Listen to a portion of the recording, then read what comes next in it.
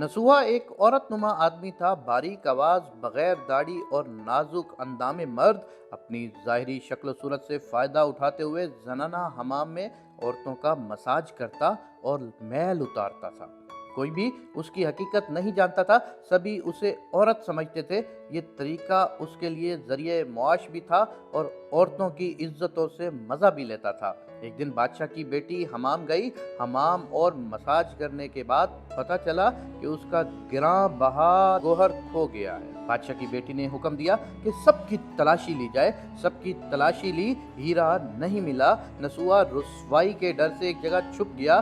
जब उसने देखा कि शहजादी की कनीज़ें उसे ढूंढ रही हैं, तो सच्चे दिल से खुदा को पुकारा और खुदा की बारगाह में दिल से तौबा की। दुआ मांग ही रहा था कि अचानक बाहर से आवाज सुनाई दी कि नसूहा को छोड़ दो, हीरा मिल गया है। कई दिनों से हमाम न जाने पर एक दिन शहजादी ने बुलावा भेजा कि हमाम आकर मेरा मसाज करे, लेकिन नसूहा ने बहाना बनाया कि मेरे हाथ में दर्द है, मैं मसाज नहीं कर सकता हूँ, और शहर से निकलकर कई मील दूर एक पहाड़ी पर डेरा डालकर अल्लाह की इबादत में मशगूल हो गया। एक दिन उसकी नज़र एक भैंस पर पड़ी जो उसके करीब घास चरा रही थी। उसने सोचा कि ये किसी चरवाहे से भागकर यहाँ आ गई है। जब तक उसका मालिक ना आ जाए तब तक मैं इसकी देखभाल कर लेता हूँ। कुछ दिन बाद एक तिजारती काफिला रास्ता भूलकर उधर आ गया। जो सारे प्यास की शिद्दत से नडाल थे, उन्होंने नसूहा से पानी मांगा। नसूहा ने सबको भैंस का दूध पिलाया और सबको सैराब कर दिया। काफिले वालों ने नसूहा से शहर जाने का रास्ता पूछा। नसूहा ने उनको आसान और नज़दीकी रास्ता दिखाया।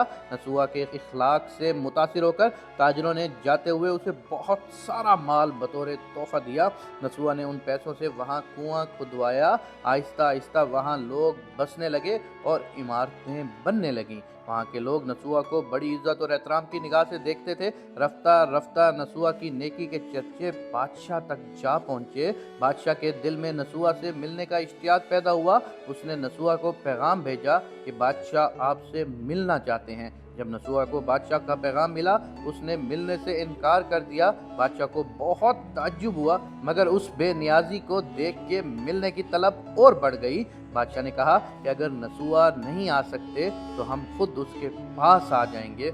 जब बादशाह नसूहा के इलाके में दाखिल हुआ, खुदा की तरफ से मालिकुल मौत को हुक्म हुआ कि बादशाह की रूह को कब्ज कर ले, क्योंकि बादशाह बतौर अकीदतमंद नसूहा को मिलने आ रहा था और रियाया भी नसूहा की खूबियों की ग्राविदा थी। इसलिए नसूहा को बादशाह के तख्त पर बिठा दिया गया। नसूहा ने अपने मुल्क में अदल और इंसाफ का निज़ाम कायम किया। वही शहजादी जिसे औरत का भेष बदलकर हाथ लगाते हुए भी डरता था, उस शहजादी ने नसूहा से शादी कर ली। एक दिन नसूहा दरबार में बैठा लोगों की दाद रसी कर रहा था कि एक शख्स वारिद हुआ और कहने लगे कि कुछ साल पहले मेरी भैंस गुम हो गई थी, बहुत ढूंढा मगर नहीं मिली, बराए मेहरबानी मेरी मदद फरमा दीजिए। नसूहा ने कहा कि तुम्हारी भैंस मेरे पास है। नसूहा ने हुक्म दिया कि इसके सारे माल और दौलत का आधा हिस्सा भैंस के मालिक को दिया जाए। वो शख्स खुदा के हुक्म से कहने लगा, ए नसूहा, जान लो, न मैं इंसान हूँ और ना ही वो जानवर भैंस है, बल्कि हम दो फरिश्ते हैं, तुम्हारे इम्तहान के लिए आए थे। ये सारा माल और दौलत तुम्हारे सच्चे दिल से तौबा करने का नतीजा है।